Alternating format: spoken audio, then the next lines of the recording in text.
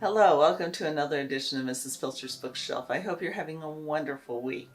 Have you noticed that the days are starting to get a little shorter? Evening and night is coming a little sooner.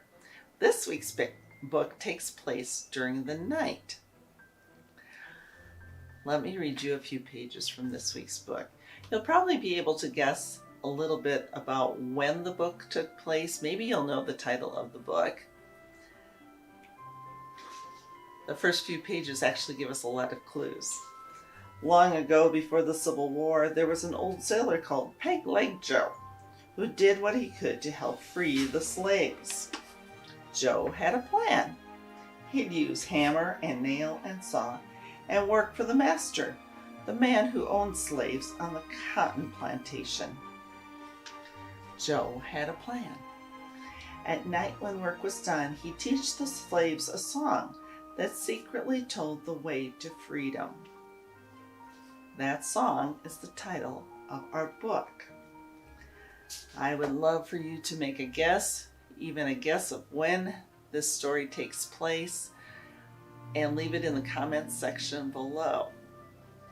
Now, last week's book was, of course, Madeline by Ludwig Bemelmans. Fun story. Of course, here's her old house in Paris covered with vines. All the illustrations are in black and white with a little yellow. And Madeline, we know, is kind of a little bit of a character. She makes life fun.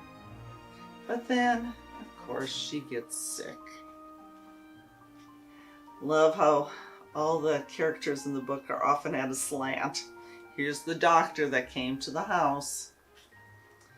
And they have to take her away in the ambulance. She ends up in the hospital, as you know.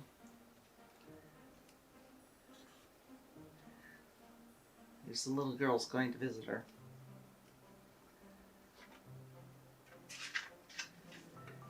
Let me read you the end of the story. In the middle of the night, Miss Clavel turned on the light and said, "Something is not right."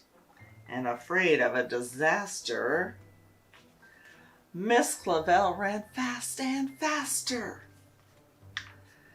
And she said, "Please, children, do tell me what is troubling you." And all the little children cried, "Boo-hoo! We want to have our appendix out too." Good night, little girls. Thank the Lord you are well. And now go to sleep, said Miss Clavel. And she turned out the light and closed the door. And that's all there is. There isn't any more. Great story for rhyming. Another great book to add to your collection. Of course, you can find it at your local library or purchase it through an independent bookstore or through Amazon. I hope you have a wonderful week, and I will talk with you next time.